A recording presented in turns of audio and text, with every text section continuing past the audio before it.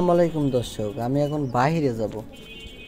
এই যে দেখেন, এই একটা পাখির বাচ্চা, ওই এক হিসর পাখির বাচ্চা, এরকম তো আমার বাসা। এই যে দেখেন, এই যে বাচ্চা এখানে পড়ে আছে, একটা পাখির বাচ্চা দেখছেন? এই যে ময়লার জায়গা, এটা আমাদের বাসার রাস্তা। তো এই বাচ্চাটা কই রাখবো? এনে তো কোনো বাসা নেই। এই দেখেন অনেক উঁচা, কোথায় রাখবো এই বাচ্চাটা? তো দেখেন, এই বাচ্চাটা যদি আমি চলে যাই, পিঁপড়ে খায় ফেলে দিবে, পিঁপড় পোকা এই যে খায় ফেলে দিবে। দেখছেন, এই দেখ পাখির বাচ্চা, এটা সেই একই চড়ুই পাখির বাচ্চা।